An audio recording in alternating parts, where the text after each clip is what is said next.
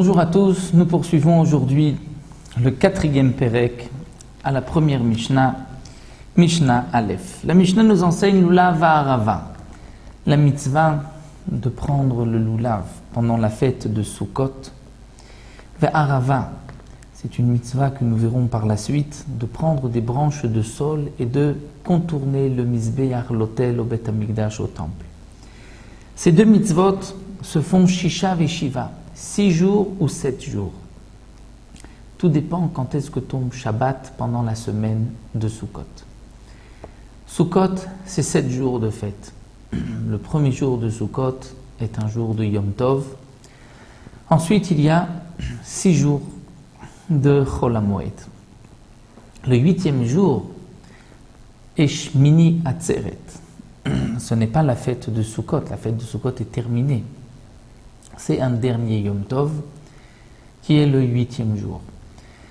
En dehors d'Eretz Israël, lorsqu'on fait 2 jours, donc on fait 2 jours de Yom Tov, ensuite il n'y a pas 6 jours de Chol HaMoed, mais donc 5 jours de Chol HaMoed, et 2 jours de Yom Tov, Shmini Atzeret et Simchat Torah, ce qui fait en tout 9 jours.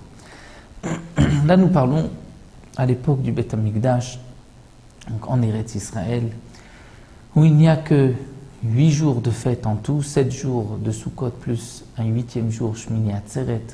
La mitzvah de Lulav, c'est pendant les 7 jours de Sukkot. Mais la mitzvah de Lulav ne transgresse pas Shabbat.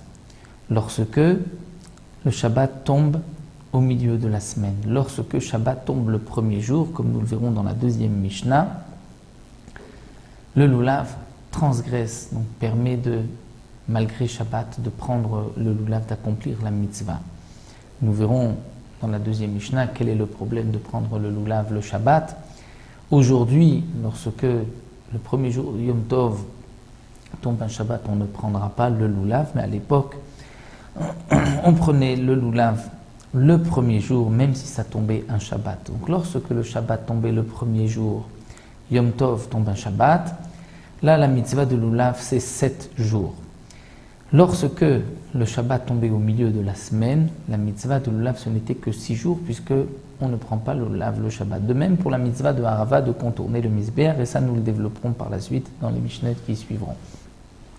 Hallel ve'asimcha, la mitzvah de terminer le Hallel, c'est Shmona, c'est pendant 8 jours. Même Shmini Atzeret, on va lire le Hallel au complet. Pendant Chol HaMoed, pendant aussi les 2 jours de Yom Tov, on terminera le Hallel. Donc le Hallel c'est 8 jours vers Simcha. Simcha, c'est la joie. C'est l'obligation de se réjouir pendant la fête au Beth Amikdash en apportant un korban shlamim. Puisqu'à l'époque du Beth Amikdash, la joie c'était lorsqu'on mangeait de la viande d'un sacrifice, d'un korban shlamim. Donc ça c'est pendant 8 jours que nous avons cette mitzvah de manger de la viande du korban shlamim. Et la viande du korban shlamim peut être mangée le Shabbat, puisque nous avons 2 jours et 1 nuit pour manger la viande de shlamim. Donc même si la shrita se fait le vendredi, on apporte le korban, le Shabbat, on a encore de la viande à manger, s'il s'agit de la mitzvah de manger. Donc c'est même Shabbat, donc pendant 8 jours.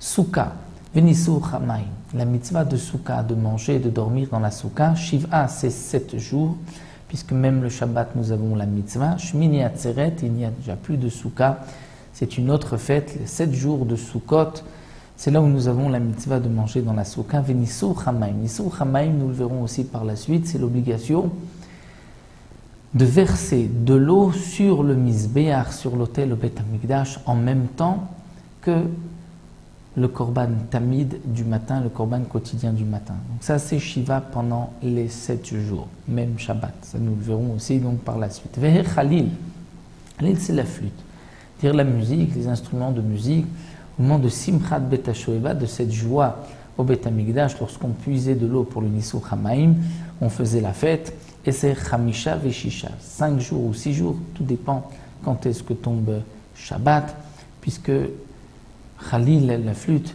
on ne pourra pas donc, jouer des instruments de musique ni Shabbat et ni Yom Tov. Donc lorsque Shabbat tombe le premier jour, Il nous reste 6 jours de Chol HaMoed pour le Khalil, lorsque Shabbat tombe au milieu de la semaine.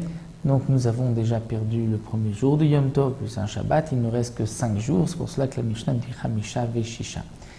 Tout ce que nous avons vu là sera expliqué dans les Mishnahs qui suivront, donc nous verrons dès la prochaine Mishnah.